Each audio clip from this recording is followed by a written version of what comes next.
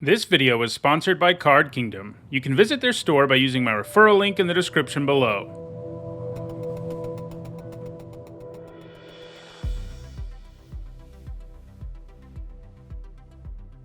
Hi everyone, I'm Nitahone, and it's time for another MTG Top 10, the series where I rank cards based on their historical performance at Magic's highest level of competition. Today, we're going to take a look at cards with flanking. Flanking is a keyword ability that made its debut in Mirage in 1996. Other than showing up in the Mirage block sets, it also appeared on a few cards in Time Spiral block many years later. If a creature with flanking blocks one without flanking, the blocking creature gets -1/-1 until end of turn. Flavor Fleet, it's a way of showcasing the greater mobility of certain creatures, especially those with the Knight creature type. It isn't the most plentiful mechanic around, and this top 10 might seem kind of like a meme since flanking is kind of thought of as a joke mechanic at this point. But believe it or not, there are enough cards with flanking that have seen play in competitive Magic for me to make a list. I ended up wanting to take a look at this obscure mechanic because the last couple of weeks I did top 10s of both Mirage and Visions, sets that have lots of flanking in them, and I noticed there were many more cards with it that had seen play in competitive Magic than I really expected. Obviously, to be eligible for this list, a card had to have flanking or grant flanking. In all, there were 32 cards eligible for this list, and in this video we'll look at the 10 that have left the biggest impact on competitive Magic. Before we get started, here's a quick reminder on how I score cards in these videos. A first tier top 8 is worth 2 points, this includes events like Pro Tours, and a second tier top 8 is worth 1 point, that includes events like Grand Prix. Alright, let's take a look at the top 10 cards with flanking. At number 10 it is Knight of Circe. For 3 generic and a white, Knight of Circe is a 2/2 with flying and flanking, and it has Suspend 3 for 1 white mana. This means you can pay that 1 white mana and exile it with 3 time counters on it. When the last time counter gets removed, the Knight comes into play and gains haste until end of turn. So in other words, if you play this on turn 1, it will come down on turn 4 as a 2/2 with flying, flanking, and haste, and you only paid a single mana for it.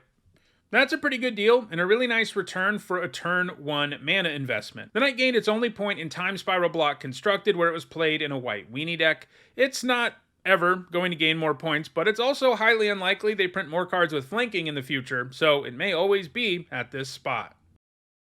At number 9 it is Cadaverous Knight. This 2/2 costs 2 generic and a black. It comes with flanking of course, and you can regenerate it for 1 generic and 2 black.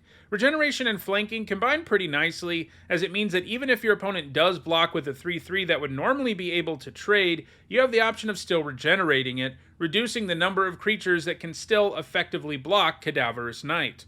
The Knight's only top 8 came in Mirage block constructed, where it was played in a black aggro deck. At number 8, it is Jolreal's Centaur. It costs 1 generic and 2 green, and it's a 2/2 with both flanking and shroud. It's one of only 2 creatures on the list that aren't knights, but you can see why a centaur would have similar mobility to them. Anyway, shroud makes it hard to kill the centaur with removal, so that means if you want to deal with it, you'd better be blocking with something that can trade with it, even after the stats penalty from flanking gets applied. The centaur gained all of its points in standard mono-green aggro decks. At number 7, it is Searing Spear Ascari. For 2 generic and a red, the Ascari is a 2/2 with flanking, and if you pay 1 generic and a red, it can gain Menace until end of turn. Menace and flanking go really well together, since flanking's stats penalty gets applied to every creature that blocks it. Searing Spear Ascari gained its points in red aggro decks in both block and standard.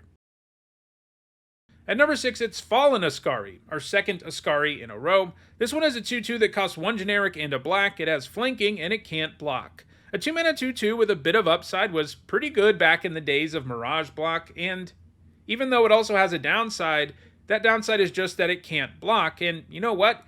If you're playing an aggro deck, blocking doesn't really matter. So it should come as no surprise that, like almost all the other cards on the list, Fallen Ascari was played in aggro decks, and in this case mono-black aggro decks in both block and standard. At number 5, it is Outrider Encore. The Outrider costs 2 generic and a white, and it's a 2/2 with flanking. You can also pay 0 mana to make it so that the next 1 damage that would be dealt to the Outrider is dealt to another target creature you control instead. That ability can be pretty obnoxious, as it can really mess up combat for your opponent. However, it never really saw play in any decks that were actually interested in attacking or blocking with the Outrider, Instead, it was played in an extended combo deck called Cephalid Breakfast. The deck took advantage of the Outrider's ability to target creatures for free. When combined with Cephalid Illusionist, this meant you could mill your entire library, then you could win the game with Sutured Ghoul. You could also make Daru Spiritualist's toughness massive before sacrificing it to Starlit Sanctum to win the game. The deck's moment in the sun didn't last super long once the secret was out, as it wasn't that hard to disrupt or hate on, but for a brief moment, this combo deck was the best deck in Extended. At number 4, it is Knight of the Mists. It has the same total score as Outrider Encore, but had a higher average finish at its events, so I gave it the higher spot. It costs 2 generic and a blue for a 2/2 with flanking. It also has a really interesting Enter the Battlefield ability. You have to pay 1 blue mana when it enters, and if you don't, it destroys a knight, and that knight can't be regenerated. That can be a downside, as if Knights of the Mist is the only knight around, it will destroy itself if you don't pay the 1 blue mana. However, as we've seen just in this video, there were a decent number of knights being played in block and standard at the time, and there were more of them than just ones with flanking. So there were many situations where Knight of the Mists would enter the battlefield and just destroy an opposing creature, and when that's what this does, you're getting an amazing return on your investment. As a result, it saw play in both block and standard decks. In standard, it was more of a sideboard card that can be brought in against decks running a decent number of knights.